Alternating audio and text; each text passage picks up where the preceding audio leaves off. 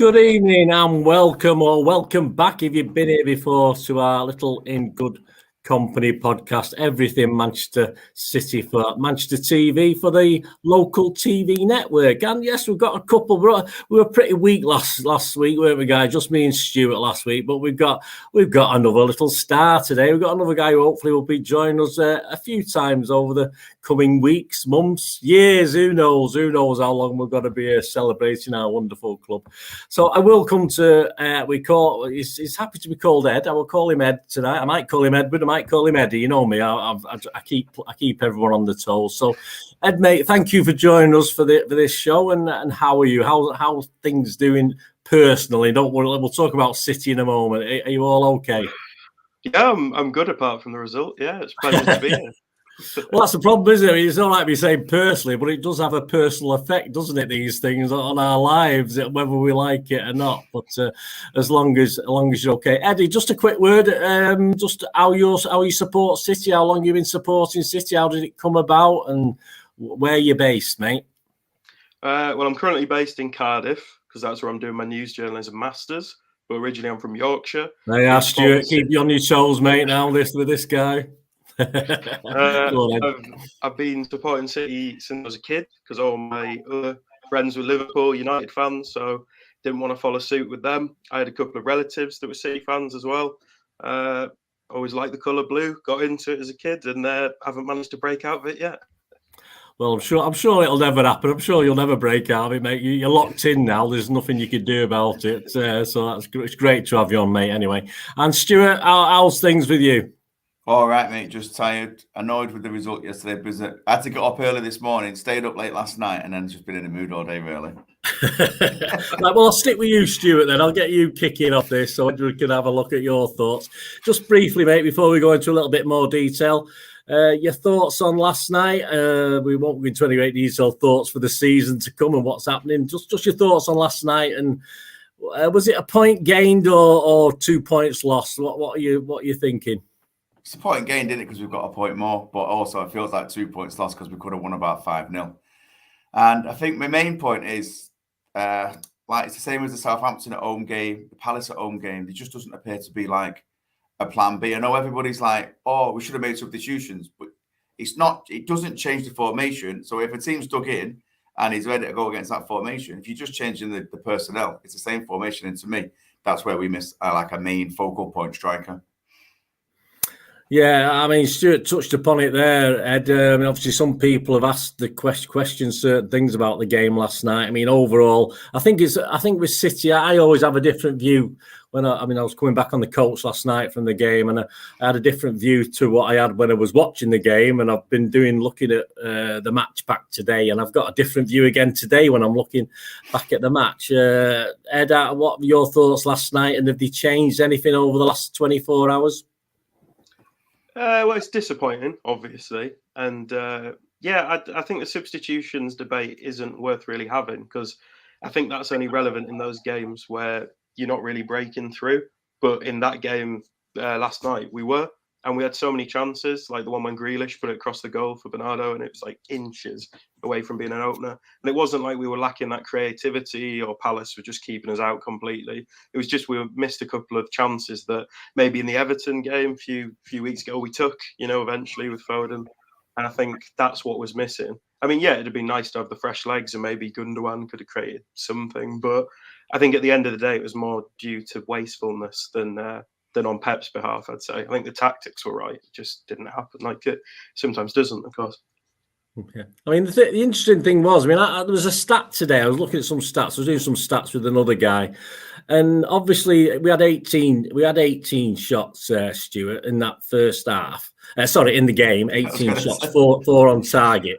But the stats actually read that we had 14 in the first half and we only had 4 in the second. I've not gone back and watched it again. I've already suffered through it once this morning before I got these stats, Stuart. But did that sound right to you? Just 4 shots in the second half? I'm sure we had more than that. I mean, as I said, I'm not going to go back and rewatch it a second time. I don't want that punishment. I suffered it the first time live. I don't want to suffer it another 2 times on replay. Still would that sound right to you, Stuart? What do you think? 4 shots on target would sound about right. No, just 4 shots in total. It was classed as 14 at half time, and yet there was only 18, according to some of the stats I've seen today, in the whole game. So that means there's only actually 4 shots in the second half. I find it very hard to believe, Stuart. I mean, obviously you are as well, based on that reaction. Yeah, I would have thought 4 shots on target would have been about right. I thought, like Ed said, we were a bit wasteful, but towards the end it was a bit holding on, and they looked like, and there was at times where they looked like they were going to be the most likely to score for 10, 15 minutes at a go. That was going to be they was going to go on, that was going to get the goal, and we were going to be just left with that egg on our face. We're not taking our chances, but I think we had more than 4 chances, 4 shots in the second half, but maybe they've gone for it on. But maybe if I want to punish myself for being something, I'll go back and watch it yet again and just count them up. I'll do it on fast forward, see if it can make any sense. It's probably best watched on fast forward, wasn't it? Right, guys, let's have a look in a little bit more detail. The lineups. Ed, I'll come to you on the City team. I'm going to read your City team out now. Personally, this was spot on. I had a spot on 11. I think a lot of people did. It was Ederson, Walker, Stones, Laporte, Cancelo, Rodri, KDB, Bernardo, Mahrez, Foden and Grealish. That was my starting 11 before the game. I did see it on social media. Would yours have been any different, Ed? No, I agree with you. I think he needed to rest a few of the players that played in the last match. And yeah, Grealish hadn't played since the derby, so I thought he had a good game. I was really happy with the lineup, because when Diaz injured and stuff, you can't really change it that much. I mean, I'm a bit of a Gundogan fan. I was sad not to see him play, but I think he picked a good starting lineup. And like we said, it's nothing about problems with the lineup or substitutions, or his tactics worked. They were close to breaking the deadlock, but it just doesn't always happen. That's football, isn't it? So, but yeah, spot on with the lineup. Yeah, I mean, Stuart, the subs, obviously we were left with Stefan. It's good to see Stefan back from, obviously, his little knocky, so hopefully we'll be talking about another game later that he might be appearing in if he's fit. Carson, of course, both goalkeepers. Aki, nice to see Aki back as well. Sterling, Gundogan, Jesus, Zinchenko, Ferner, and then Betty again got on the bench, which was nice to see. Stuart, any surprises for you, mate, in that team and the team that started? No, we're not really surprised. I think when I saw it, I would have liked to have seen Jesus on there, but mainly because we signed him as a striker. And I know he doesn't play as a striker anymore, but I think he goes through the middle. He will get us goals as well, but he's not. I wasn't disappointed with the team. I was just surprised not to see him on. Yeah, I think most City fans, we agree with Pep basically on the team selection. I don't think there's any problems with Pep's tactics, the way we started the game. Looking at the Palace team, I will give you, Paul's not here to laugh at me when I pronounce these names, but I will give you the Palace team as well, guys. If you know anything about Edward, if you know anything about these Palace guys, Guaita, Klein, Anderson. I just call him Gooey. I don't know, like Gooey, whatever he's called. I just call him Gooey. I think that's how he plays, Gooey. Mitchell, Kouyaté, Schlupp, Elise, Gallagher, Zaha, and Mateta. Eddie, any surprises in there, or anyone you think we should have been special looking at before we started the game? No surprises, but I think after the result against Palace last time round, when we lost at the Etihad, we had to keep an eye on Zaha. Obviously, everybody knows about Wilfried Zaha, but Conor Gallagher is a good player as well. Good lad he's from Chelsea, right? Isn't he on loan? I think. Yeah, correct. But yeah, he had our number last time, not just because he scored, but he looked a quality player, and I feel like we didn't learn from those mistakes going forward with this game, because you saw in the first half hour, I think it was, Laporte and Walker gave the ball away to players of that quality, and you can't underestimate it, because you know what Selhurst Park's like. It has been for 10 years. It can be a graveyard for title challenges sometimes. And I think I'd say on behalf of a lot of City fans, we were very nervous for yesterday. And it felt like City went in a bit too confident to start with. And it was only about half an hour in when they realised what they were actually in for, because there was a lot of counter-attacks in that first half hour that even I didn't see coming. So, yeah. Well, yeah, I'll come to you, Stu, because Eddie touched upon it there. Obviously, we did have probably the first chance in the game when Mahrez, which he tended to do all games, sort of high and wide. Obviously, it was a matter of how high and wide he was with his shots, unfortunately, last night. He wasn't quite, his radar wasn't zoned in last night for Mahrez on his left foot coming in. So I think we had a chance on about 9 minutes. But yeah, as Ed mentioned there, Laporte was dispossessed on the halfway line. We know what happened last time at the Etihad when he dragged, I think it was Zaha, was it, at the Etihad, where he dragged him down when he got dispossessed. I mean, he was dispossessed in that, after 10 minutes, similar sort of thing. Walker very quickly after Stuart. Walker lost it as well in a key place. Fortunately, Palace had a couple of really bad balls. One was a bad pass and one final shot from Elise, with one of them was a little bit wide. He did it with the outside of his left foot, yet he really needed to bend it in with his left foot. So we did get away with that, Stuart. But yeah, I mean, as Ed said, a bit okay. We looked confident and we held the ball okay, but the defence again looked a bit raggedy, didn't it? It looked a bit nervous. In those first 10 or 15 minutes. Definitely a bit nervy, and the Laporte one was almost identical to what happened at the Etihad. If he'd have dragged him down, he would have got sent off again. But yeah, I think they do miss Diaz. I know Diaz is still only quite young, but he's a leader at the back and he's a bit of a rock. So I think the defence does tend to look a bit more nervous when he's not there. And yeah, we could have easily been one down in that first period, like you said. Well, Ed, I'll come to you. I mean, it was interesting, wasn't it? I think we got a sign of what was going to happen in this game. So we had that early Mahrez miss, which wasn't great, but it's early. It was an early side of perhaps what was going to happen. But we had even a bigger sign, didn't we? A great KDB shot. Well, it wasn't a great KDB shot because it was straight at the keeper, but the keeper decided to sort of fumble it. Now, obviously, I shouted the praises of my hero Bernardo a few weeks ago about his poaching abilities. And it fell perfectly. And I honestly thought, I don't understand, Ed, why he just didn't put it in with his left foot at that angle, and why he tried to take it round the keeper with little room. What are your thoughts on that? Which really should have been 1-0, surely, for City at that stage.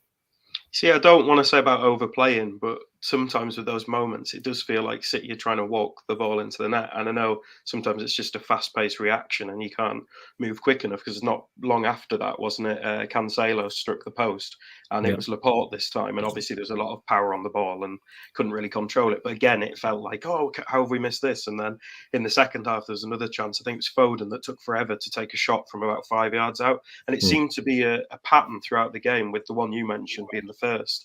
And you just kept getting more and more angry and annoyed, like, why aren't you just hitting it? But again, that's why they're paid a lot of money to do it and we're not.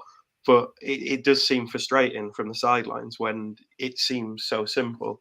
But I saw on Twitter a lot of hate almost for Bernardo last night, saying that he was the worst player on the pitch.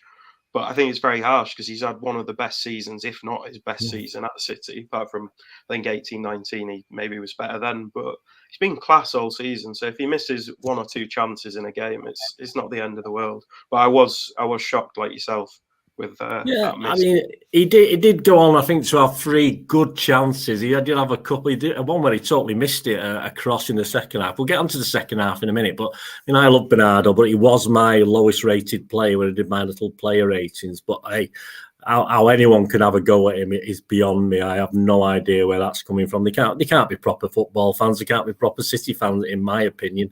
But it's interesting, Stuart, because I think I talked and blabbed on how correct I was when we played United. We seemed to have that ability for once of actually, when we saw the goal, we shot, we had a goal, and yet all of a sudden we've gone back in this game last night to hesitating, as though we wanted to take that extra thing, and yet we didn't against United. We were smacking it, getting the rebound, smacking the rebound in, and getting another rebound or a deflection and scoring a goal. And Stuart, we seem to have gone back to our old horrible ways last night. Or did you think?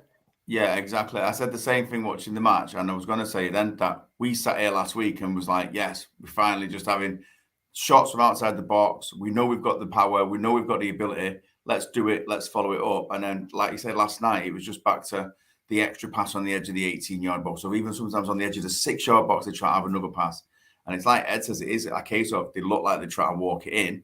And it's just not always possible. Sometimes you don't have to score the beautiful goal. You just got to score the goal. And there was chances last night where they could have just got a toe on it, or someone could have shot it from outside the box and we would have got a goal, but it wasn't to be.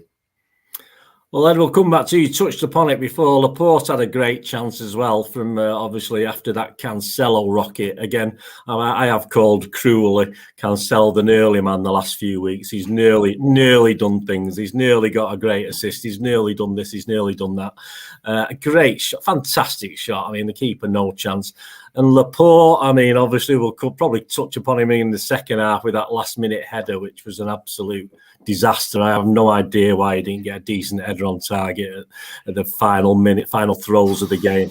He has pulls out of it before in the past, but he's a footballer. Is it all right? He's a defender. Perhaps if we had a couple of strikers following up on these midfielders' shots, we've got a couple of poachers there. We haven't got Aguero, we haven't got Haaland, have we? We've got what we've got, and Laporte.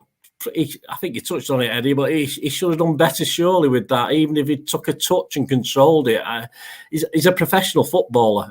It was all right. It came back at him at pace, but what do you think? Am I being cruel to him by saying he should have put that in the net? All I'm going to say is, if I was receiving a João Cancelo wonder strike, I wouldn't really want to be trying to control it either. But it was going right to his midriff, I think, where it was direct, so it would have hurt. But it's one of those where it looks so easy because the goal's just there gaping, the ball's going straight at him. But he is a defender, as you say. He isn't Haaland, Aguero, Kane, someone like that. But he could have maybe taken an extra touch. But then if he takes the extra touch, the goalkeeper gets back in goal. The City fans say, why don't you just hit it straight away? So I think he had to take the risk. But I think at that point, a lot of City fans were getting annoyed with him because of the defensive errors. So I don't think that helped his cause at all. If he'd have been having a good game up till then, I think people wouldn't have gone in on that miss as much. But. Yeah, I think you're right. I mean, I said it in my thing. Obviously, I sort of highlighted his mistake, plus the fact he had that chance and the chance in the second half, which he sort of fluffed when he had a great opportunity. Did everything right, rose like a salmon to edit. I think I said in one of my things, and literally just didn't edit right. Just didn't connect with it properly. Edit at all. Yeah, I mean, Stuart. Yeah, obviously we did have a chance. 32 minutes on the what? I didn't know when this was, but this is where.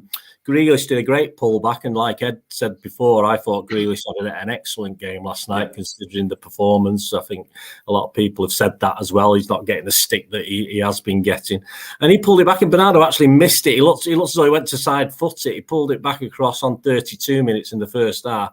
Bernardo missed it, and it ended up with that Mahrez having a shot straight at the keeper. So it sort of got passed by that one, but it was another great chance for Bernardo. And then Mahrez, again, on the stroke of half-time, had another high and wide. Stuart, at half-time, obviously, we had these chances. We possibly could have been at least 3-1 up, something like that, 2-1 up, 3-1 up. But were you worried for the second half? Obviously, they're not bad at wasting time, Palace. They're not bad at feigning injuries and playing anti-football. Were you a little bit worried with just 45 minutes left? I was, because I remember the Southampton game at home, the Palace game at home, and it just didn't happen for us then. And I was saying to my lad and my girlfriend, we're not going to win this game. And my lad then yells at me and says, we are. So he pulls us round, but he's not used to the typical City ways, is he? He's just used to watching us be great because he's only 17. He's been coming to football since about 2008. How old's Ed? How old are you, Ed? I'm 22. 22, all right, okay. Well, you look far younger than 22, Ed, yeah. So, it's because I've had a shave. Go on, Stu, mate. Sorry, I interrupted you. Yeah, no, so I was worried at half-time, but then you look at the chances we had first half and you think, one's can't go in the second half. Yeah. You just keep plugging at it, we're going to get one, but we didn't. Yeah, you got to have optimism. I thought Palace had done okay that first half. I thought they played to their system. I thought Vieira had them well organised. They did very, very well. We went into the second half, and I think Palace perhaps had the early chances in the second half. It looked a little bit better when they came out. But once City got a little bit of grip in about the 55th, 60th minute, which is normally the time Pep would make a substitution, but City started to take a little bit of control that second half, Ed. Grealish pass to KDB, who hit that post from a very tight angle. That was a great effort again. But of course, Mahrez come running. I think the referee, I think the linesman flagged, didn't he, Ed? But looking back on it, he wasn't actually offside when they played it back. He was fine. So if it had gone in the net from Mahrez, who ran up to sort of blast it goalward, it probably would have counted, because from what I could see, he wasn't offside. The liner had flagged for offside, but he wasn't. Any thoughts on that one? Yeah, if buts and maybes and all that. But I thought Mahrez did a good job last night. I know a lot of people were laying into him as well, and I couldn't understand it because, like you said earlier, he didn't have his radar quite finely tuned, but he did cut in on his left trademark, and he looked the most dangerous for a large period of the game compared to a lot of his fellow attackers. And then a word on Grealish as well. I thought his tracking back as well as his attacking was great. I know he got that silly yellow card, but the courage he showed to run back and actually go and stop the attack that they were going on, it was impressive to say the least. And he gets a lot of unnecessary hate because of the price tag and because he's English, and I think a lot of other reasons. But yeah, I was impressed by him last night, and Mahrez. Yeah, but I totally agree. I mean, in my ratings, Mahrez didn't do too badly. Obviously, Grealish, as I said, it was up there with Stones for me, who I thought had an excellent game as well, apart from something right at the end, which we'll just have a brief chat about in a bit. But Stuart, 70 minutes, Bernardo hit that one from close range. We didn't think he got contact on it at one stage, but he actually got his foot to it, didn't he, from that cross from Grealish again. He whipped it into that 6-yard box.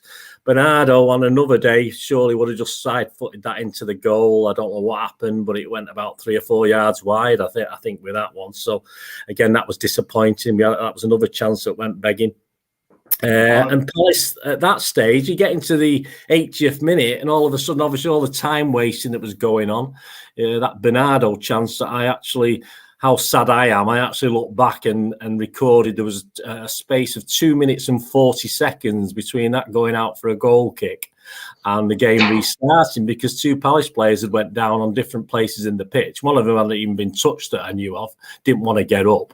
And so there's 2 minutes, 40 seconds wasted just on that one thing alone, Stuart. So, I mean, obviously, I was looking at the 5 minutes injury time at the end and thinking, that was, far not enough. Not that we probably would have scored and they might have nicked one, but hey, that's how I was looking at it.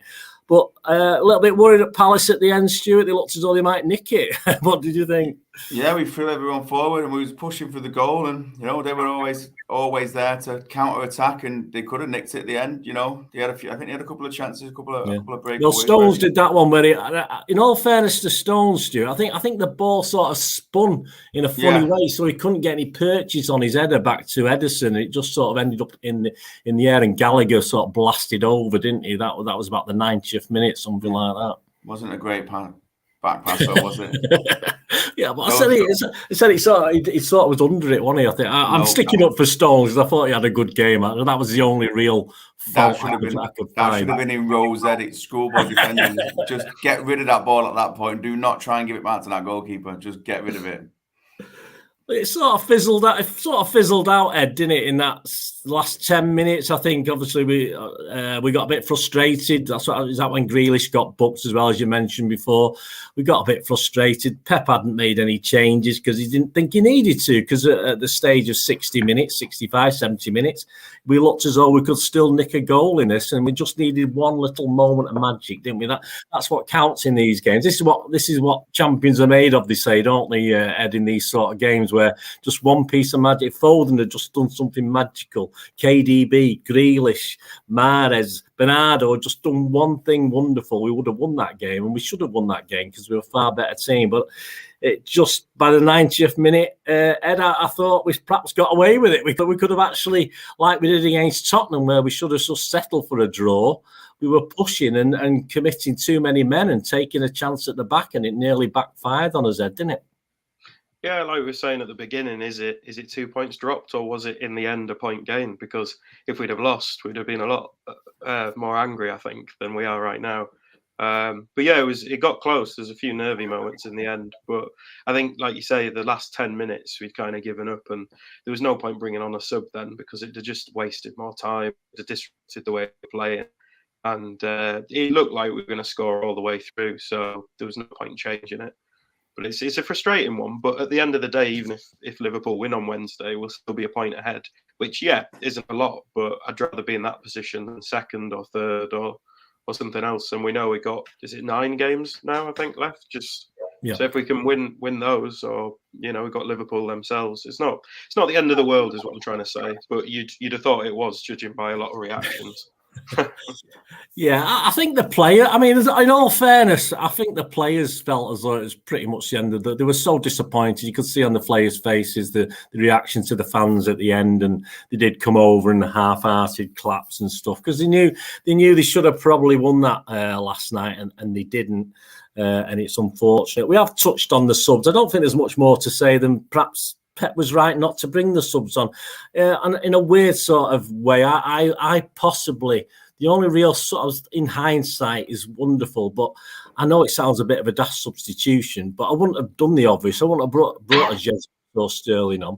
I would have actually took Rodri off and put Ferner on, just to change that little mix in the middle, and Ferner might have produced something just a little bit extra, as in going forward, than Rodri was doing. Rodri was very, very sort of safe, but obviously I would have perhaps changed that and stuck Sterling on with him or something like that. But yeah, even there's a state of putting Ferner on just to mix it up a little bit for the last 20 minutes. But hey, that is what it is. I think at the match, I thought, well, it's a bad sign, but if Pep doesn't think we've got someone on the bench who's capable of perhaps changing it as well, is that bad on them, Ed? Is that a bad thing for the Gundigans and the Jesuses and the Sterlings that Pep isn't even thinking about putting them on? Is that going to do their mentality, their psychology any good? What do you think about that? If it was a regular thing, I think they'd get annoyed. And I know he does delay his substitutions quite often. But with the likes of Gundogan, I suppose, they're playing every other game, so I don't think they'll be that bothered. But Sterling's an interesting one, because he doesn't get as much game time as he used to do. And you could make the case that Sterling's played quite well against Palace in previous years, especially at Selhurst Park, scoring quite a few. But I don't know how much you buy into, players having a certain team they like playing against. So maybe, Sterling might have been an interesting one to bring off. But no, to answer the question about psychology, no, I think they probably think the same as us. I mean, they're in the squad. They know everybody a lot more than we do. And they could see it was working. It's just getting closer and closer. But if Sterling sat there thinking he could do a better job than Grealish or Foden or Bernardo or De Bruyne or Mahrez, what can he do that they can't?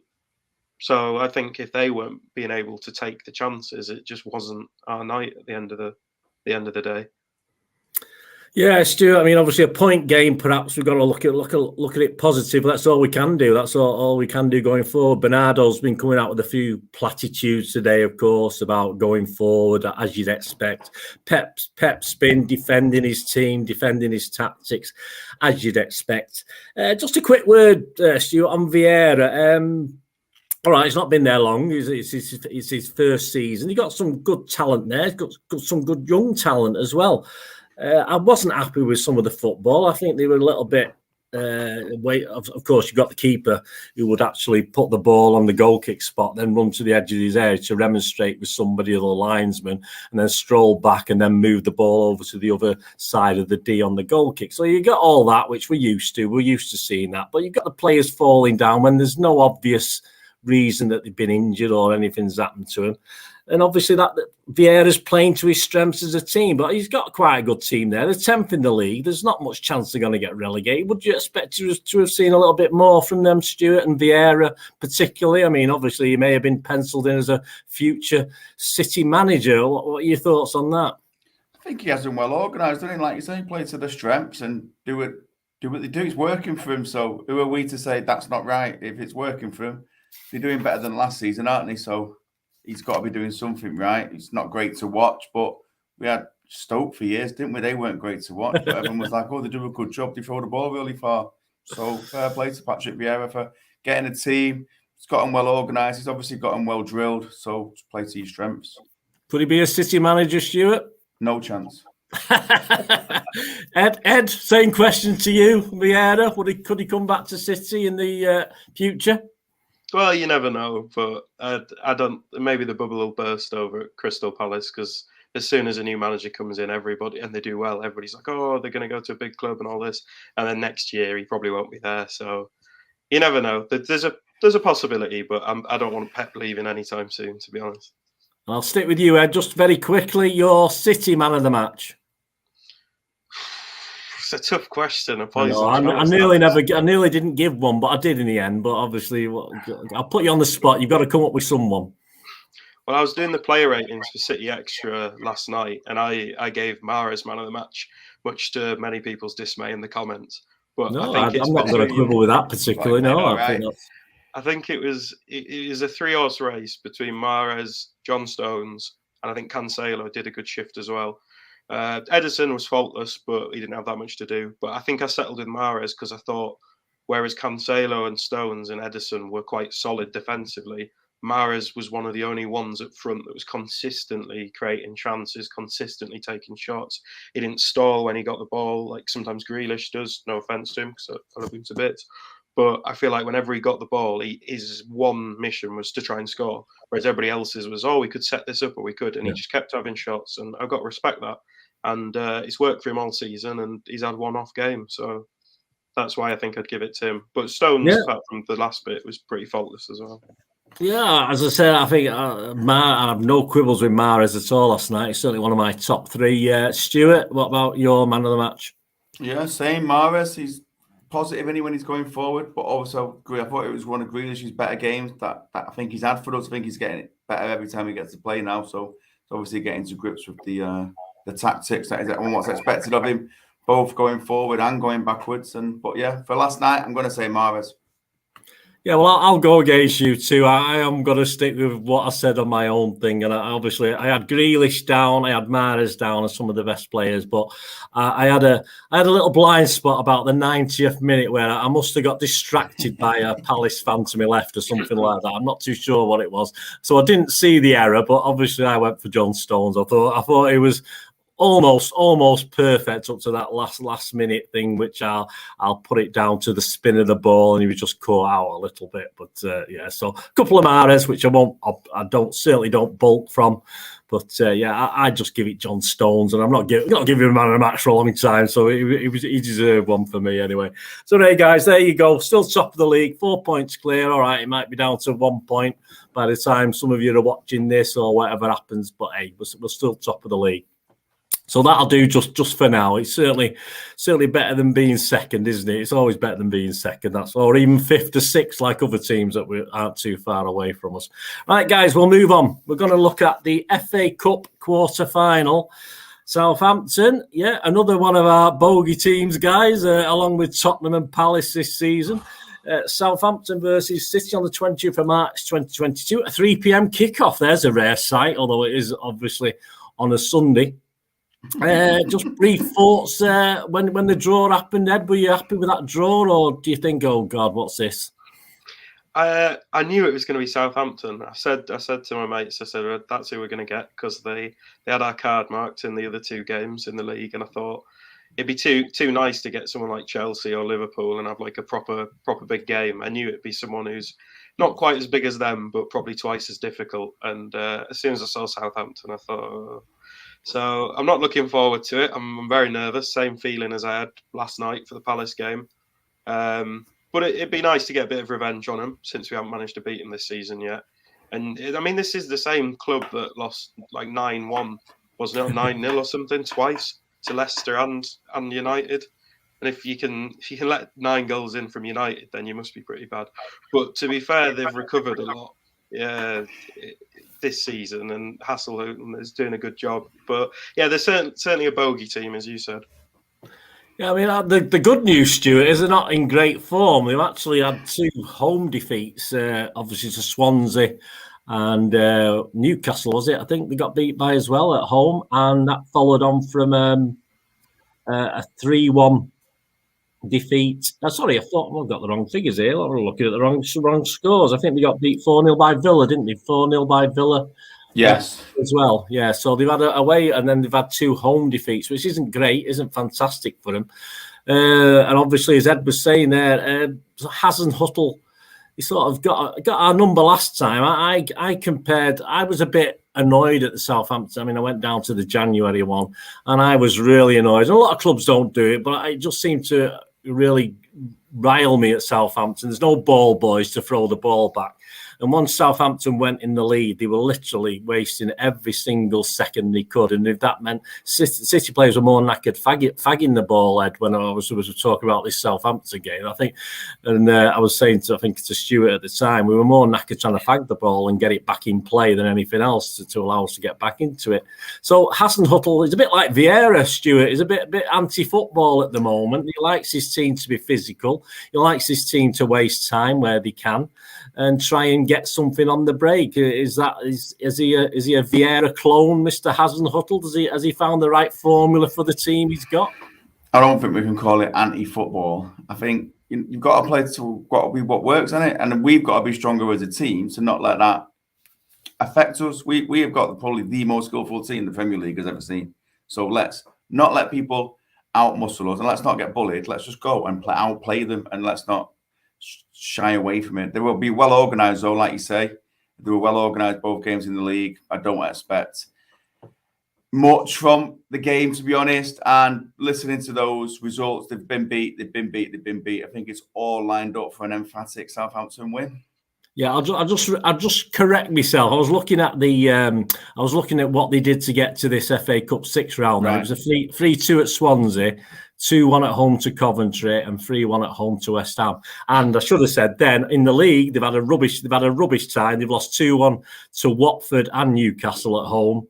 And previous to this, he lost 4-0 at Aston Villa, Stuart. So that's what my apologies. That's what I should have said. So it bodes well, doesn't it, Stuart, that we can go there and do better than a draw? Do you think? Because I assume there's no replays. I assume it all has to be settled. I've not seen that anywhere, Stuart. So yeah, no draws allowed in it. Like America now, no draws in the cup. Well, 5,000 City fans about there, Stuart. So we're going to batter them this time, mate. And we should have battered them in the league, but obviously they got away with it. What do you think?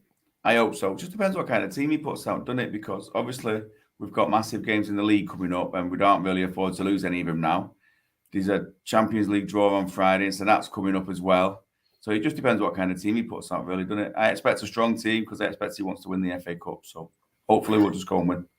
Yeah, we'll have a look at that now, guys. I'll come to you, Ed. Obviously, goalkeeper-wise, if Stefan's back on the bench as he was against Palace last night, he should be fit enough to play Ed. And obviously, Edison only came in the last game because Stefan was injured. So do you think Pep will still stick with Stefan in goal? I think, yeah, if he's fit, and there's no reason not to. I think Pep's always quite fair with cup competitions, and if he plays players early on, they'll carry on playing them all the way through, especially goalkeeper, because he did with Stefan last time around. So yeah, I think Stefan deserves the game, and it'll do him the world of good after being injured, but only if he's fully fit, because obviously we don't want any clangers being dropped. Yeah, because I think as Ed said there, Stuart, I mean, and I think you said there, I think this is one. I did say early on in something else that I hope this isn't a consolation prize for City, but this is one Pep wants to win, the one the fans want to win, and we want to stop obviously a certain team bragging about a quadruple for one thing, which obviously people are saying was never on the cards, but as it gets later in the season, and I think we've got a great chance in the FA Cup. So I do want Pep to go strong, and for me, stronger, Stuart, isn't Stefan, strong is Edison, but he's got to put Stefan in, and do you agree with that, mate? Yeah, I agree with playing Stefan because, like Ed was saying, he seems to be our cup goalkeeper. So it's a cup game, play a good goalkeeper. Yeah. Otherwise, he's never really going to get the games, is he? So we're never going to see what he can or can't do. Absolutely. So I say I'm just playing devil's advocate there. I'd rather Edison, but I know Stefan's probably going to play as long as he's fit enough. Like, let's look at. I'll start with you, Stuart, on this one. I'll look at defence. Obviously. Aki's going to come into this, isn't he? If Aki's going to come in at central defence, is he going to partner Stones or Laporte, Stuart? What do you think? Stones. Aki and Stones. You happy with that? I'm happy with that. Ed? Yeah, if that's what Aki plays, are we saying Aki's definitely going to come in? He might play Laporte and Stones again. I'd go Laporte and Stones. Hey? I'd go Laporte and Stones. Yeah, again, if he's playing strong, accept Stefan is a little bit of a weakness for me, but keep us strong. What do you think, Ed? Stuart would be happy with that. I'm happy with anything. I think they're all qualified enough, to take on Southampton. But I've been impressed with Ake this season. I was very happy when we signed him a year or two ago. He's always class for Bournemouth, and I think he's another player that gets a lot of stick. But I haven't really seen him put in that many bad performances for City. I think he deserves to be given a role, don't you? Yeah. Yeah, and I think Laporte needs a break, to be honest, because looking at the he needs summit. Yeah, I don't know whether it's a break or not. Yeah, but he'll need summit. When your team loses like your main defender with Ruben Dias, and he's out for ages, that's not just a lineup problem; that's a psychological problem because he's a leader at the back. And I think everybody needs to take a bit of that burden on, and you can't just keep putting it on Stones or just keep putting it on Laporte. And Ake, he's 40 mil or whatever he was. He's a Premier League proven centre back, so we can't just say, "Oh, you're a bench player forever." Like I'll be glad to see him come in. Yeah. I think he's never. I don't think he's ever let us down out of the odd mistake, but who hasn't? Obviously you're not perfect. They're not machines. They're bound to have the odd mistakes. I doubt we'll see Egan Riley in this, although he did account himself very, very well. I thought in the game he played. I don't think Egan Riley will play right back. I think he'll stick with Walker surely as right back for this one, lads. I don't see any change to that. Stuart, do you agree with that? Walker play this one. That. Walker right back, definitely, 100%. And obviously, Zinchenko's not been letting us down, Eddie. Obviously, with all the problems away from football, he's certainly not let us down in the couple of games he's played recently, Ed. So I can see certainly Cancelo getting a rest and Zinchenko fitting in there. Can you? Definitely, yeah. I was going to say that. I think this is definitely a Zinchenko game, without a doubt. And he's done marvellous to say everything that's going on. I know I'm not going to say anything that hasn't been said before, but against Everton, when he captained the team, he had a few shots that I think we're all just scratching our heads at. But defensively, he was sound, and he put in a few tackles that stopped them from getting through on goal. So I love it.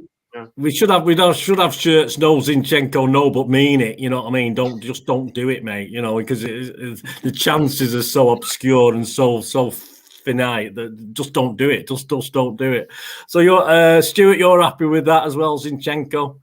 Either or Zinchenko or Cancelo, but on the Zinchenko thing, he has scored one of them ones before, though, hasn't he? So that's why he keeps trying it. Yeah, we got a better memory than me, mate. I'm sorry. It was a while ago. I think it was against Burton, wasn't it? In the League Cup or something. Burton Albion, the 8-0 was it? Was that the 8-0 game? That 9-0 one, yeah. 9-0. He didn't mean it at all. He cracked one. Right, then midfield, Ferner for Rodri, guys. Eddie, Ferner for Rodri. Yeah, it's club captain. It's oldest competition in the book. I think they match up quite well. It's quite a rivalry with Southampton physically, so I think we need him in there definitely, and it gives Rodri a break before the upcoming games, which are very important, the league ones. So Fernandinho. Yeah, you agree with that, Stuart? I agree with that. Yeah, same. Fernandinho. He's only going to get worse sitting on the bench. He needs to run out every now and again. FA Cup, oldest cup competition in the world. May as well put the oldest player in the world on. Well, I'll come to you, Eddie. We'll come to a front three in a minute. So obviously, the side of Ferner, both sides. I mean, Gundogan surely has to come in for this. I can't see Gundogan not playing in this game, in all fairness. But then it probably leads in that sort of middle-ish bit if he's not going to play Foden as a false nine or KDB as a false nine. I mean, I'm sort of saying, would you go KDB or Foden there as well? What do you think? I think Foden's younger, so he could probably take more games. But he's not been. He wasn't quite at it yesterday, was he? In the team performance, which I thought was generally okay. Foden was a little bit weak in the game against the last game against Palace. He's had a few off games, but I think you've got to remember how young he actually is. And it's a big band on some age. I mean, he's younger than me, so and he's going out there every week. And people are holding him up as one of our best players, which he rightly is after last season, that Champions League run. He was the guy with Paris, but he's going to have some off games. He's 21, so I can't lay into him too much. But he does. He looks a bit off it. But the interesting thing with him is I prefer him at left wing. But I've always said this. I think Grealish plays better in midfield, but Pep and Southgate and everyone else always puts Grealish at left wing, and that's like his designated position. But when Grealish used to play for Villa years ago, maybe in the Championship, he used to play in that De Bruyne centre attacking mid role, and he was so much better. And then seeing Foden at left wing in the Champions League last year, he looks class there. So I don't get why they never play them in those positions, but it just never seems to happen. So I personally would play Grealish there. But... I mean, Pep is sort of playing players out of perhaps the best position at the moment, just to give people shoe-on players in. That's been our sort of thoughts over recent weeks, Ed. Stuart, that obviously with Werner, do you agree with perhaps Gundogan definitely? And it's either or, KDB or Foden, could be either one of those two, do you think? Yeah, I would go Gundogan definitely. Because he's had a rest and he didn't play last night. So get him in, and I'd go KDB and give Foden a rest. Yeah. Well, let's come to the attacking three again. I'll stay with you, Stuart, for this one before I go back to Ed. Obviously, the guys who haven't been playing, Sterling and Jesus, they're shoo-ins surely for this FA Cup game, or is Pep going to go as strong as he can again? I worry to death when we make 6 or 7 changes, and at the moment, based on what we're talking about here, we're going to have 6 or 7 changes to the last Crystal Palace game, which terrifies me. It shouldn't do, because they're all good quality players, but especially against a stubborn team like Southampton. So I am saying surely Sterling and Jesus, Stuart, or can you talk me out of that one? No, I would have said the same thing. They're all first-team players, really, aren't they? If you look at the first-team squad, I think we worked it out last week, or the other week, we've only got about 16 first-team squad players, so they're all technically first-team players. We don't really have a second string, do we? Like everyone says, they've got 2 good 11s. Yeah. It's like we've got 2 good 11s because they do what you were just saying, where Pep does force players to play out of position, so then they can play 2 positions. So everyone can play 2 positions. You don't need 20-odd players there. You just need the 16 that we've got. I'd bring in Jesus and Sterling. I think they both could do with a run out, and I think they both do all right. Yeah, so Ed, do you agree with that? Those two are going to come straight into it, no doubt? Yeah, I think so. I think he'll probably put Sterling at centre forward striker like he does sometimes. And Jesus will obviously go right wing. And as for left wing, I don't know, probably Foden, maybe Grealish. I don't know. But I think I'll stay with you, Ed, because that leaves obviously that last real front spot, doesn't it? Mahrez or Grealish in theory. And I always have a theory that Pep wants to play Grealish as a false 9 eventually and play him in that middle spot.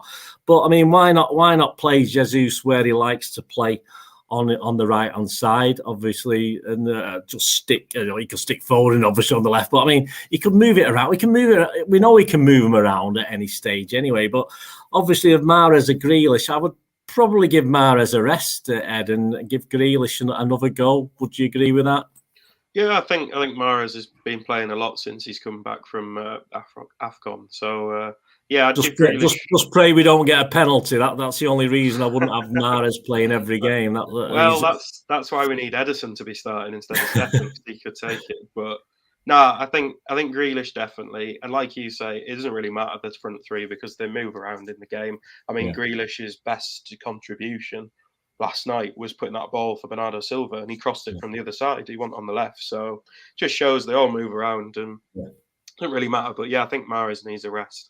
So I'd go with Grealish.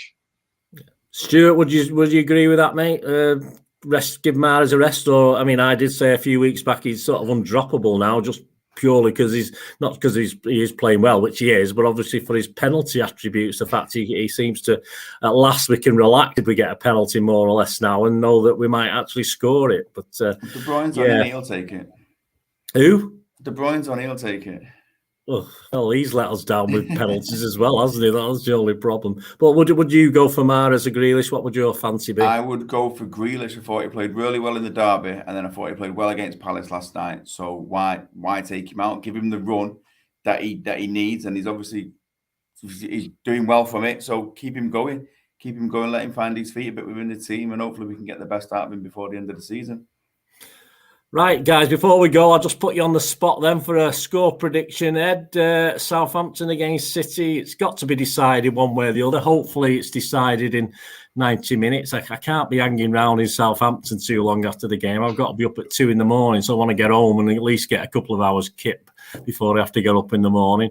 So, Ed, what are your thoughts in hopefully a 90 minutes victory? Hopefully this doesn't drag on, which we know it can do with Southampton. And God help us if they go ahead, because it'll be an even worse battle.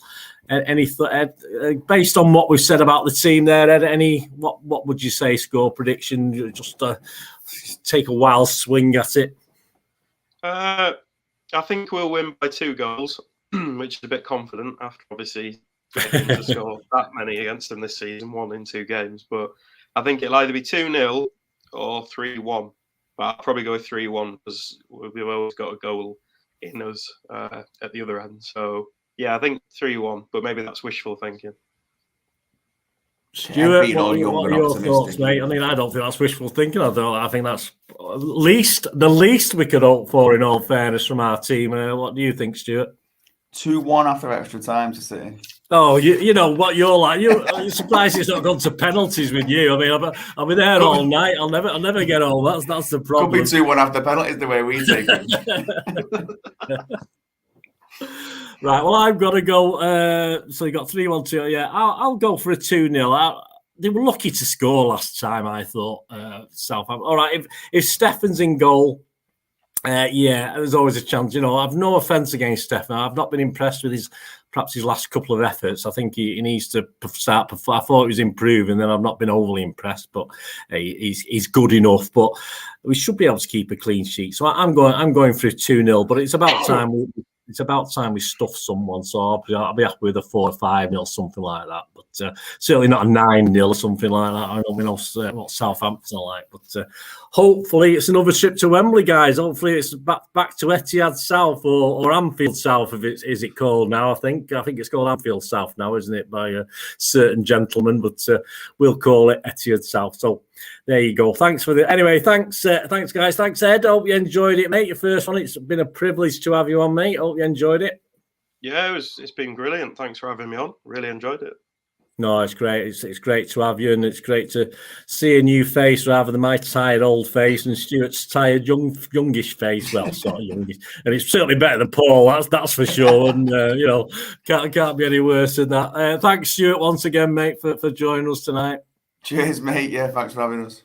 No problem. And thank you out there, everyone, for watching, of course. So you can watch this as part of the local TV network. I think it's channel 99 on Freeview. I can't get it on mine, but if you can, have a look at it on there. Keep tuned in for that, for little bits from the In Good Company podcast and everything Manchester City over the coming weeks. And we're top of the league. Let's hope we're through to the semi-final of the FA Cup very, very soon. And my thanks for joining us this evening. And all it's left for me to say is bye-bye, up the Blues, and come on City.